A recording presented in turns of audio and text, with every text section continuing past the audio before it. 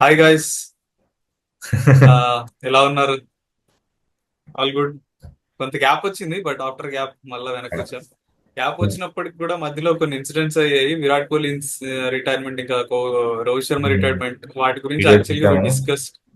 Do checkout చేయండి ఒకసారి videos. Like చాలా పెద్ద లోటు టెస్ట్ టీమ్ కి కోహ్లీ అండ్ రోహిత్ శర్మ రిటైర్డ్ అవడం. So do checkout.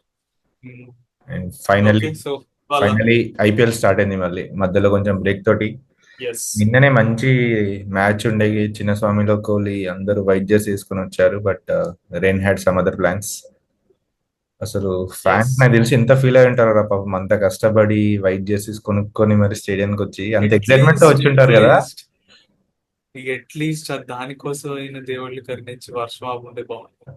Just for Kohli ఒక 5 ఓవర్లు ఉన్నా గానీ, జస్ట్ ఆ జస్ట్ కోహ్లీ టీవీలో ఫీల్డ్. ఆర్ స్క్రీన్ లో ఆ వైట్ జెర్సీలు చూస్తే ఫీల్ బాగుండేది. ఇంకోటి ఇట్స్ అర్థం ఓకే. కాదు. ఐపీఎల్ స్కెడ్యూల్ ఏంటంటే చెన్నై, ఎస్ఆర్, హైదరాబాద్ లో వర్షాలు పడుతున్నాయని చెప్పి మ్యాచెస్ ఢిల్లీకి షిఫ్ట్ చేశారు. కానీ బెంగళూరు మ్యాచెస్ మాత్రం షిఫ్ట్ చేయలేదు. ఎందుకు బేసికలీ Weird. బెంగళూరులో ఏమో రీజన్స్ ఏమైనా ఉండొచ్చు. Maybe Yeah. హైప్ ఉంటది కదా బెంగళూరు, అంతేనా? Ticket sales. ఏం టికెట్స్ వెళ్తే దాని వల్ల మ్యాచ్ ఏమన్నా కూడా అవ్వలేదు. వెనకబడ్డారే. లాస్ట్ మ్యాచ్ కూడా అవ్వలేదు. అదే. Yeah. Okay, okay, let's coming to head today's to match. Today's match. ఇవాళ డబుల్ హెడర్ కదా. Yeah double header. First match RR versus Punjab. High scoring match అదే కదా. ఎప్పటిలాగే. అసలు ఫస్ట్ పంజాబ్ స్కోర్ చూసినప్పుడు 34-3 ఏమో ఉండే. ఆ ఫైనలీ పంజాబ్ మళ్ళీ చోక్ చేస్తుంది ఈసారి ఐపీఎల్ క్వాలిఫై పొజిషన్ లో ఉండి మళ్ళీ ఓడిపోతుంది అది అనుకున్న టైంకి మ్యాచ్ చూడలేదు కొద్దిగా ఫస్ట్ ఇన్నింగ్స్. మళ్ళీ లాస్ట్ లో స్కోర్ చూసేసరికి 214 for 5. అసలు ఎక్స్పెక్ట్ చేయలేదు ఎవర్రా కొట్టిందని చూసేసరికి నేనేమో స్కోర్ చూడకుండా శ్రేయసర్ కొట్టిండేమో అనుకున్నా. కానీ చూసేసరికి నేహల్ వదేరా. నేను అదే అనుకున్నా. శ్రేయసర్ స్ట్రగుల్ అండి యాక్చువల్లీ పిచ్ మీద. బట్ నేహల్ వదేరా మాత్రం గట్టిగా ఆడిండు. నేహల్ వదేరా తర్వాత శశాంక్ సింగ్. అమ్మో, అసలు ఎక్స్పెక్ట్ చేయలేదు స్కోర్. ఇషాంత్ సింగ్ యాక్చువల్ గా కొన్ని మ్యాచెస్ లో స్ట్రగుల్ అయినప్పటికీ, ఆ, కొన్ని మ్యాచెస్ లో చాలా ఇంపార్టెంట్ నాక్స్, మంచి మంచి స్కోర్స్. అవును. ఇంతకు ముందు కూడా జీటీ మీద అనుకుంటారు. ఆ, ఇట్లానే చాలా మంచి ఎండింగ్ ఇస్తాడు, దాన్ని ఫినిష్ ఇస్తాడు. దాని వల్లే జీటీ మీద చాలా క్లోజ్ మార్జిన్ తో గెలుస్తారు. ఇవాళ కూడా అంతే. ఫినిషింగ్ శశాంక్ సింగ్ ఇచ్చిన ఫినిష్ వల్ల 10 runs తో మార్జిన్ తో గెలిచారు. అవును. Crucial knocks. And Nehal Wadhera one of the best buys for Punjab. Punjab కదా. ఫ్యూచర్ కి, ఫ్యూచర్ లో ఒక మంచి ఇన్వెస్ట్మెంట్ చేశారు. ఫర్ ఫ్యూచర్ చాలా ఇంకా చాలా ఫ్యూచర్ ఉంది. చాలా మంచి బ్యాట్స్మెన్. అండ్ ఇంకోటి ఆర్ఆర్ అండ్ ఫైనల్లీ ఎప్పట్లాగే ఎప్పట్లానే కొత్తగా ఏం జరిగింది. ఎప్పట్లానే అనుకున్నది అనుకున్నదే జరిగింది. గెలిచే మ్యాచ్లు రా. వాళ్ళ మ్యాచ్ అయింది. ఇది ఫిఫ్త్ సిక్స్త్ మ్యాచ్ ఇవ్వాలి. అన్ని ఈజీగా గెలిచే మ్యాచ్లు చిన్న మార్జిన్స్ వల్ల ఓడిపోయారు. వాళ్ళు అవే మ్యాచ్లు అదే కదా. గెలిచింటే టాప్ 4 లో ఉన్నట్టు టేబుల్. అదే సన్ పెద్దగా వాళ్ళ ప్రాబ్లం ఏమైందంటే, ఫినిష్ ఇప్పుడు చేయలేదు. సిఎస్కే ఇంకా ఎస్ఆర్హెచ్, ఈ టీమ్స్ లాగా అసలు ఫామ్ లేదు, ప్లేయర్స్ ఆడట్లేదు, అట్లా కాదు. అట్లా కాదు. అవును. వాళ్ళు ఆడుతున్నారు. ఇప్పుడు చూస్తే కూడా వాళ్ళ టీమ్ లో ఎవరిని బ్యాట్స్మెన్ మార్చాలి, కొత్త లేదు వాళ్ళని లేదు. తీసుకురావాలనడానికి లేదు. ఆడుతున్నారు, కాకపోతే క్లోజ్ మార్జిన్స్ తో పోతున్నాయి మ్యాచ్లు. సో ఆల్మోస్ట్ మంచిగా అన్ని గెలిచే మ్యాచ్లు అన్ని చిన్న చిన్న మార్జిన్స్ తోటి లాస్ట్ ఆ, లాస్ట్ ఓవర్ లో ఫినిష్ చేయలేకపోయేసరికి ఓడిపోయారు. మంచి ఫినిషర్ లేకపోవడం ఈసారి, ఫినిషర్ లేకపోవడం కాదు, ఫినిషర్ గా ఉన్న హెట్మేర్ పర్ఫామ్ చేయకపోవడం అనేది చాలా పెద్ద మైనస్ అయింది. అసలు సిమ్రాన్ హెట్మేర్ బిగ్గెస్ట్ డిసప్పాయింట్మెంట్ ఈ సీజన్ లో. లాస్ట్ సీజన్ అంత బాగా ఆడి మంచి రిటర్న్ చేసుకుంటే ఈ సీజన్ అసలు ఏం ఆడలేదు. ఆల్సో ధ్రువ్ చురెల్ మిడిల్ ఆర్డర్ లో వచ్చి సంహావ్ కొద్దిగా ఉమ్, మ్యాచెస్ క్లోజ్ చేస్తాడు అనుకున్నారు, కానీ క్లోజ్ తీసుకెళ్తున్నాడు కానీ క్లోజ్ చేయట్లేదు. ఫినిష్ చేయట్లేదు. యా, ఇంకోటి ఫినిష్ చేయట్లేదు. రాజస్థాన్ అబ్జర్వ్ చేస్తే వాళ్ళు బట్లర్ ని వదులుకొని హెట్మేన్ ని రిటర్న్ చేసుకున్నారు. ఇప్పుడు రిగ్రెట్ అయితే ఉంటారు డెసిషన్ చాలా. రిగ్రెట్ అంటే but Buttler the way his perform. కానీ మనం కూడా అర్థం చేసుకోవచ్చు. ఎందుకంటే కరెంట్లీ రాజస్థాన్ కి టాప్ ఆర్డర్ ఇష్యూ లేదు. ఎందుకంటే బట్లర్ టాప్ ఆర్డర్ ఆడేవాడు కాబట్టి. బట్ వాళ్ళ బిగ్గెస్ట్ ఇష్యూ ఫినిషింగ్. బట్లర్ ని రిటైన్ చేసుకోకపోయినా వాళ్ళ ఫినిషింగ్ ఇష్యూ అట్లనే ఉండదు. ఫినిషింగ్ ఒక so problem. They have to look at those things next season కి. ఒక బిగ్గెస్ట్ థింగ్ నేను ఏం నోటీస్ చేశానంటే సంజు సామ్సన్ యాక్చువల్గా ఓపెనర్ అంత బాగా పర్ఫామ్ చేస్తాడు, అలాంటిది సాక్రిఫైస్ చేసి సూర్యవంశీని ఓపెనింగ్ లో పంపించడం అనేది ఒక బిగ్ ఉమ్, థింగ్. సంజు సామ్సన్ చాలా పెద్ద డెసిషన్ తీసుకున్నాడు, కానీ అట్లాగే దానికి తగ్గట్టుగానే వైభవ్ సూర్యవంశీ పర్ఫామ్ చేస్తున్నాడు. బాగా ఆడుతున్నాడు. వీళ్ళిద్దరూ లైక్ వాళ్ళ మైండ్ సెట్ చాలా డిఫరెంట్ ఉంది. జైస్వాల్ అండ్ సూర్యవంశి వచ్చినప్పటి నుంచి జైస్వాల్ కూడా ఒక డిఫరెంట్ లెవెల్లో ఆడుతున్నారు. మినిమం ఒక 13-14 రన్ రేట్ తో ఆడుతున్నారు పవర్ ప్లే లో. ఇవాళ గ్రేట్ స్టార్ట్ ఇస్తున్నారు. సూర్యవంశి మరీ దారుణం, 15 బాల్స్ లో 40 రన్స్. మినిమం మినిమం ఆడుతున్నాడు. మినిమం ఉన్న 200 స్ట్రైక్ కొద్దిసేపు ఆడుతున్నాడు. ఉమ్. సో టీం బాగుంది, ఓన్లీ అండ్ మైనస్ వాళ్ళకి రాజస్థాన్ వచ్చేసి బౌలింగ్ కూడా కొంచెం వీక్ ఫినిష్. ఉంది రా చెప్పాలంటే. ఆ, సరిగా అందరూ ఒక సందీప్ టీమ్ గా శర్మ పర్ఫామ్ చేయట్లేదు. చేయకపోవడం ఆ, అనుకున్న విధంగా. సో ఇట్స్ ఎఫెక్టింగ్ మెయిన్ గా వాళ్ళకి బేసికల్లీ ఒక స్పిన్నర్. అంతకుముందు అశ్విన్ చాలా చాలా క్రూషియల్ గా మిడిల్ వాడేవాడు. ఓవర్స్ లో. ఆ, సంజు చాలా మంచిగా వాళ్ళని కావాల్సినప్పుడు తీసుకొచ్చేవాడు, అశ్విన్ ని పవర్ ప్లే లో కూడా ఇచ్చేవాడు, మధ్యలో తీసుకొచ్చేవాడు, చాలా వికెట్స్ తీసేవాడు. బట్ ఇప్పుడు ఒక స్పిన్నర్ చాలా బాగా మిస్ అవుతున్నారు. అది అసరంగా లోడ్ తీరుస్తాడు అనుకున్నారు కానీ అది చాలా పెద్ద మైనస్ అయింది ఆ, స్పిన్నర్ లేకపోవడం. అసలు కూడా కొంచెం సో కొన్ని మ్యాచ్లు బాగా ఆడిన, కొన్ని మ్యాచ్లు ఆడలేదు. యా, అదొక మైనస్ అయింది వాళ్ళకి. సో ఆర్ఆర్ కష్టమే. పీవీకేస్ సో క్వాలిఫై అయిపోయారు వాళ్ళతో, లైక్ నెక్స్ట్ జీటీ గెలిచిన తర్వాత. Yeah. Okay, next second match. Second match let's go to second match. Same RR లానే డీసీ కూడా ఈ మధ్య సేమ్ గెలిచే మ్యాచ్లు దగ్గర వరకు తీసుకొచ్చి ఓడిపోతున్నది ఏదో అవుతుంది. యాక్చువల్ వాళ్ళు కొన్ని మ్యాచ్లు ఓడిపోవాల్సిన మ్యాచ్లు గెలిచిండ్రు, ఇంకోటి ఓడిపోవాల్సిన మ్యాచ్లు ఒక ఎస్ఆర్ఎస్ మ్యాచ్ ఏమో వర్షం వల్ల అయిపోయింది. లాస్ట్ మ్యాచ్ పంజాబ్ తోనేమో మధ్యలోనే క్యాన్సిల్ అయిపోయింది.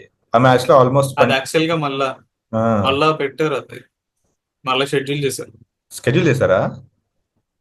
రీషెడ్యూల్ చేశారు, అది జరుగుతుంది మ్యాచ్. Okay, nice. కానీ అసలు ఢిల్లీకి ఏమైంది ఏమో, సీజన్ స్టార్టింగ్ లో చాలా మొత్తం వరుస గెలుచుకుంటే గెలుచుకుంటూ వచ్చింది. ఒక లాస్ట్ 4 మ్యాచెస్ నుంచి అసలు, కానీ అట్లీస్ట్ మ్యాచెస్ క్లోజ్ కూడా అవ్వట్లేదు. వీళ్ళు గెలుస్తారనే అది కూడా రావట్లేదు. నాకు కరెక్ట్. అదే, నేను మనం హాఫ్ సీజన్ లో ప్రిడిక్ట్ చేసినప్పుడు డీసీ అండ్ జీటీ ఇద్దరు టీమ్స్ లో నేను యాక్చువల్ గా కొద్దిగా అహెడ్ డీసీకి ఇచ్చాను. ఎందుకంటే డీసీ ఆల్ రౌండ్ గా పర్ఫామ్ చేస్తుంది, బౌలింగ్ కానీ బ్యాటింగ్ కానీ. ఒక్కరు స్టార్ పర్ఫార్మెన్స్ అట్లా కాకుండా అందరూ పర్ఫామ్ చేస్తున్నారు, whether it comes to batting are bowling చాలా బాగుంది. సో ఎడ్జ్ ఇచ్చాను డీసీకి జీటీ మీద. కానీ మనం చూసుకుంటే జీటీలో ఏదైతే ఉందో లైక్ టాప్ 3 మీద డిపెండ్ అవుతారో ఓన్లీ. ఇవాళ ఒక stat, on an average 80 balls face చేస్తున్నారంట top 3 GT batsmen every match లో. టూ మచ్ రా ఇది, 80 అదే బాల్స్ కదా. అంటరా, ఇంకో 15 stat, overs. Top 3 batters 500 plus score చేశారు ఒకే సీజన్ లో. One of the rarest feat. So నిజంగా. మనం నేనైతే అనుకున్నాను చాలా డిపెండ్ అవుతున్నారు, so they might not make it to the playoffs. ఇప్పుడు అంటే నడుస్తుంది, సీజన్ అంతా నడవదు కదా అని. బట్ చూడు, కన్సిస్టెన్సీ. జీటీ ప్రాబ్లం ఏంటంటే ఇంత కన్సిస్టెంట్ గా ప్రూవ్ చేసుకున్న still they will come as under dogs. First season లో అసలు ఎవ్వరు అనుకోలేదు ప్లే ఆఫ్స్ కూడా వెళ్తాయని చెప్పి, ఆ, గెలిచిండ్రు, ఐపీఎల్ గెలిచిండ్రు. తర్వాత సీజన్ కూడా ఎవ్వరు అనుకోలేదు మళ్ళీ ఫైనల్కి వెళ్తారు. లాస్ట్ సీజన్ అందరు అనుకున్నట్టు లాస్ట్ సీజన్ కొంచెం ఒక పర్ఫార్మ్ మైనస్. చేయరు. మళ్ళీ ఈ సీజన్ స్టార్టింగ్ లో కూడా అసలు ఎవరు హోప్స్ లేకుండా, అసలు టాప్ 4 కాదు కదా, బాటమ్ లో ఉంటారు అనుకున్నారు. ఏందో చూసారికి ఇప్పుడు టాప్ ఆఫ్ ద టేబుల్ ఇప్పుడు. ఒక మైనస్ ఏంటి, జీటీకి బేసిక్ హార్దిక్ పాండ్యా జీటీతో ఉండుంటే ఆ టీం కి ఒక వైబ్ వచ్చేది, ఒక ఫ్యాన్ బేస్ అనేది ఆ, ఉండేది. హార్దిక్ పాండ్యా మళ్ళీ ఇటు ముంబైకి వచ్చేయడం వల్ల దే ఆర్ మేకింగ్ ఇట్, కానీ ఎంత నోటీసబుల్ గా ఆ, ఈ టీం బ్యాక్ చేయాలి, ఈ టీం తోటి ఉండాలి అన్న ఫీలింగ్ రాదు. బట్ అది పక్కన పెట్టేసి they are performing very consistent అసలు జీటీ. ఆ టాప్ 3 పక్కన పెడితే ఫస్ట్ బౌలింగ్ కూడా, బౌలింగ్ మాత్రం అసలు బీభత్సం. బౌలింగ్, యా బౌలింగ్ ఇవాళ అంత బాగా పర్ఫార్మ్ చేయలేదు కానీ వికెట్ అలా ఉంది. వికెట్ అలా ఉంది. ఇవాళ పక్కన పెట్టేస్తే వాళ్ళ బౌలింగ్ నిజం ఒక సర్ప్రైజ్. సిరాజు, ప్రసిద్ కృష్ణ, నేను ఎక్స్పెక్ట్ కానీ చేయలేదు, ఇద్దరు చాలా బాగా చేశారు. ఈ one of the best bowling attacks. ఇంకోటి బిగ్గెస్ట్ సర్ప్రైజ్ కూడా ప్రసిద్ధ్ కృష్ణ ఈ సీజన్ లో కదా. అసలు ప్రసిద్ధ్ కృష్ణ అంత లాస్ట్ ఎస్ లో ఎస్ బాగా అసలు వికెట్లు తీయడం కాకుండా ఎకనామీ కూడా మంచి ఎకనామీతో బౌలింగ్ చేస్తున్నాడు ఈసారి ప్రసిద్ధ్ కృష్ణ. ఎస్. మళ్ళీ వాళ్ళకి రబాడా కూడా బ్యాక్. క్రూషియల్ వికెట్స్ తీస్తాడు మిడిల్ ఆర్డర్ లో. పవర్ ప్లే లోనేమో సిరాజ్. రబాడా కూడా బ్యాక్ వచ్చాడు.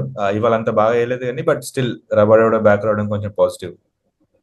బట్ రబడా ఉండడు కదా, డబ్ల్యూటీసీ డబ్ల్యూటీసీ ఫైనల్ కోసం వెళ్ళిపోతాడు, ప్లే ఆఫ్స్ ఆడకపోవచ్చు. అండ్ ఇంకొక మైనస్ బట్లర్ ఇంకొకటి కూడా వెళ్ళే ఛాన్స్ మాట్లాడాల్సింది, ఉంది అంటున్నారు. బట్లర్ కూడా ఉండడంట playoffs. So play teams effect అవుతాయి, జీటీ ఎఫెక్ట్ అవుతుంది, అండ్ ముంబై జీటీ ఎఫెక్ట్ అవుతుంది, డీసీ ఎఫెక్ట్ అవుతుంది. ముంబైకి ఎవరు? ముంబై రికిల్టన్ వెళ్ళిపోతాడు. ఆ, ఓకే. మన ఎందుకు రికెల్టన్ వెళ్ళిపోతున్నాడు? వాళ్ళకే సిరీస్ ఉంది. రికిల్టన్ సౌత్ ఆఫ్రికా కదా, డబ్ల్యూటీసీలో ఉండను. అవును అవును, టెస్టింగ్ లో ఉన్నాడా? నాకు తెలిసి ఇతను కూడా వెళ్ళిపోతాడు, విల్ జాక్స్ కూడా వెళ్ళిపోతాడు. ఇంగ్లాండ్ సిరీస్ ఉంది కదా. రికిల్టన్ నాకు I'm not sure, but Will Jacks అయితే వెళ్ళిపోతాడు. కానీ అదే నాకు తెలిసి విల్ జాక్స్ వెళ్ళిపోయాడు అనుకో, that could be their kind of positive కావచ్చు. ఎందుకంటే అప్పుడు సూర్యకుమార్ యాదవ్, తిలక్ వర్మ కొంచెం టాప్ ఆఫ్ ద ఆర్డర్ వెళ్తారు, వాళ్ళ ప్రిఫర్డ్ పొజిషన్ లో ఆడతారు అప్పుడు. అండ్ ఇవాళ డీసీకి చూస్తే స్టార్క్ ఇంకా రిటర్న్ అవ్వలేదు. స్టార్క్ లేకపోవడం అనేది చాలా మైనస్ అయింది వాళ్ళకి కనిపిస్తుంది. Hmm. Nattu came in place of Starc, కానీ నట్రాజ్ యాక్చువల్ గా మంచి ఫామ్ లో లేకుండా ఇవాళ అందులోనూ టార్గెట్ చేశాడు. ఎస్పెషల్లీ సుదర్శన్ సాయి సుదర్శన్ ప్రతి ఫస్ట్ బాల్ నుంచి టార్గెట్ చేశాడు. నట్టును కొడుతూనే ఉంది. షార్ట్ చూసావా, నో లుక్ షాట్ ఆడాడు నో నటరాజన్ది. No look shot, crazy shot అసలు. కెమెరాస్ కోసం ఆ షాట్. మనం ఇంకో షాట్ గురించి మాట్లాడాలి. యాక్చువల్ గా కేఎల్ రాహుల్ సెంచరీ కొట్టాడు కదా ఇవాళ. కేఎల్ రాహుల్ గురించి మాట్లాడలేదు. ఆల్మోస్ట్ 3 సెంచరీస్ ఉండుండే ఇవాళ. శుభ్మన్ గిల్ మిస్ అయ్యాడు. KL Rahul, Sai Sudarshan 2 centuries and Shubman Gill 93. అయితే కేఎల్ రాహుల్ సెంచరీలో ఎవరి బౌలింగ్, ప్రసిద్ధ్ కృష్ణ బౌలింగ్ లోనే I think around 18th over అనుకుంటా. ఇలా పైన మిడ్ కడతాడు. ఆఫ్ ఉంటది, అది స్లోవర్ బాల్. అది ఇట్లా షార్ట్ కి కొంచెం గుడ్ లెంత్ కి మధ్యలో ఉండే బాల్ ని బ్యాక్ ఆఫ్ ఇట్లా ఆడుతాడు. అది చాలా కష్టమైన shot. One of the rarest occasion లో అది కనెక్ట్ అయ్యి 6 వెళ్ళింది. లాస్ట్ టైం నేను ఆ షాట్ కనెక్ట్ అయ్యి చూసింది విరాట్ కోహ్లీ వరల్డ్ కప్, విరాట్ కోహ్లీ పాకిస్తాన్ రేడ్. అదొక one of the best shots cricket history అది. సో ఆ షాట్ క్లోజ్ గా వచ్చింది. షాట్ నిజంగా మనం చూస్తే సేమ్ చాలా కష్టమైన షాట్. అసలు ఎవరు చాలా ఫినిష్ డిఫికల్ట్. చేయలే. ఆ షాట్ ఆడడం కూడా మస్తు డిఫికల్ట్, బ్యాలెన్స్ ఉండదు నీకు. పవర్ పవర్ ఇక్కడ రా, జస్ట్ పవర్ జనరేట్ చేయడం, ఇక్కడ నుంచి జనరేట్ చేయాలప్ప. పవర్ జనరేట్ చేయడం మస్తు ఇబ్బంది అవుతుంది. But crazy. KL Rahul actual గా మొత్తం ఒక డిఫరెంట్ డైమెన్షన్ ఓపెన్ అయింది ఈ ఐపీఎల్ లో. కన్సిస్టెన్సీ ఇంతకు ముందు నుంచి చాలా, ఫస్ట్ నుంచి కన్సిస్టెంట్ పర్ఫార్మర్. కాకపోతే స్ట్రైక్ రేట్ చాలా మెయింటైన్ చేస్తున్నాడు ఈ సీజన్. స్ట్రైక్ రేట్ ఇవాళ కూడా కొంచెం కొంచెం కేఎల్ రాహుల్ అడిట్ అయ్యేది, ఎందుకంటే స్టార్టింగ్ లో బాగా మెల్లగా ఆడిండు, తర్వాత పికప్ అయింది. కానీ స్టార్టింగ్ లో మెల్లగా ఆడిండు. ఒకవేళ అవుట్ అయి ఉంటే మళ్ళీ అందరు కేఎల్ రాహుల్ మీద పడేవాళ్ళు అందరూ. మళ్ళా అది బ్యాక్ టు ఫార్మ్. లేదు, అలా అవనివ్వట్లేదు ఈసారి. ఇవాళ ఈసారి కొంచెం స్టార్ట్స్ ని కన్వర్ట్ చేస్తున్నాడు. అంతకుముందు ఆర్సీబీ మీద కన్వర్ట్ చేశాడు, మ్యాచ్ విన్నింగ్ నాక్. స్టార్ట్స్ కన్వర్ట్ చేస్తాడు. ఇంకోటి కేఎల్ రాహుల్ గురించి మాట్లాడాలి. కేఎల్ రాహుల్ యాక్చువల్ గా విరాట్ కోహ్లీ, రోహిత్ శర్మ, డేవిడ్ వార్నర్, రోహిత్ శర్మ రాడలే, డేవిడ్ వార్నర్, విరాట్ కోహ్లీ ఇలాంటి పెద్ద పెద్ద like most run getters in IPL అని మాట్లాడతారు. కానీ కేఎల్ రాహుల్ చూసుకుంటే ఫాస్టెస్ట్ అనమాట రన్ గెట్టింగ్ లో. 8,000 6,000 మనం చూసుకుంటే is the quickest. And also ఇప్పటికీ ఆడిన 130 మ్యాచెస్ లోనే 5 సెంచరీలు, 40 50s. చాలా consistent performer KL Rahul actual గా. కానీ అంత గుర్తింపు రాదు KL Rahul. Maybe because match winning knocks ఎక్కువ లేకపోవడం వల్ల that might be the reason. కానీ స్టాట్స్ చూస్తే is next to none. Virat Kohli తర్వాత ఉండుంటాడేమో నాకు తెలిసి. విరాట్ కోహ్లీ కూడా ఆడిన మ్యాచెస్ 260, 240, అరౌండ్ 235 ఉండే. 235 లో 8 centuries. KL Rahul with in 134 he made 5 centuries. Yeah, but మళ్ళీ కేఎల్ రాహుల్ కి మళ్ళీ దురదృష్టం చుట్టుకున్నట్టు, పంజాబ్ లో ఉన్నప్పుడు క్వాలిఫై అవ్వలేదు ప్లే ఆఫ్స్ కి. ఈసారి డీసీ కూడా కొంచెం కష్టంగా ఉంది. ఇప్పుడు ఆల్మోస్ట్ 3 టీమ్స్ క్వాలిఫై అయిపోయాయి, GT, RCB and Punjab. Last spot ఎవరిది అంటే జీటీ గెలవడం వాళ్ళకే ప్లస్ కాదు ఇవాళ, వాళ్ళతో పాటు ఇంకో ఇద్దరు తీసుకెళ్లారు. ఆర్సీబీ ప్లస్ అయింది మెయిన్. ఆర్సీబీ ప్లస్ అయింది, పంజాబ్ కి పంజాబ్ కి ప్లస్. ప్లస్ అయింది.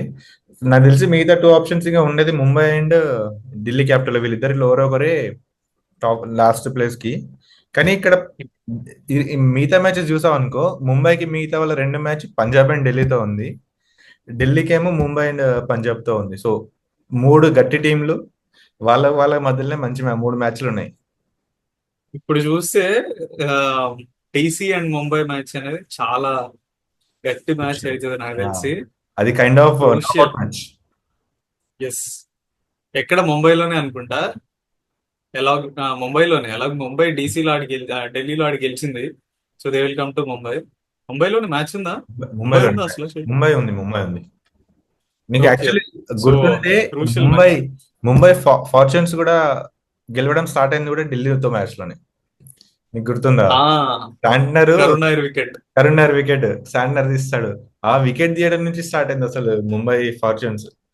అప్పటి నుంచి గెలవడం స్టార్ట్ చేస్తుంది ముంబై. ఎస్. అగైన్ మళ్ళీ వాళ్ళే ఒక కైండ్ ఆఫ్ నాకౌట్ లో నాకౌట్ మ్యాచ్ లో మళ్ళీ ఉంటుంది. ఆ మ్యాచ్ లో ఎవరు గెలిస్తే వాళ్ళకి top 4 confirm mostly. So okay, అది దట్స్ ఇట్. That's it. మీరేమనుకుంటున్నారు? మీరేమనుకుంటున్నారు? యా. డీసీ ఇంకా ఎంఐ వీళ్ళిద్దరు ఎవరు వస్తారు అనుకుంటున్నారు? లేదు, వీళ్ళిద్దరు కాకుండా ఎల్ఎస్జికి ఛాన్స్ ఉంది. కేకేఆర్ కి ఏదో టీకేఆర్ ఎలిమినేట్ అయింది. అవుట్ ఆఫ్ స్కోప్ ఎలిమినేటెడా? ఓన్లీ ఎల్ఎస్జికి చిన్న స్కోప్ ఉంది. So what you guys think? ఎవరు వెళ్తారు అనుకుంటున్నారు ఫోర్త్ పొజిషన్ లో? Do comment. ఎస్. అలాగే మౌలిని ఎవరైనా మిస్ అయ్యంటే కామెంట్ చేయండి, అడగండి ఎందుకు రాలేదు ఇవాళ, మౌలి ఎందుకు రాలేదు అని అడగండి, కామెంట్ చేయండి. Do mention. Okay guys, that's for the thank you. Video. By.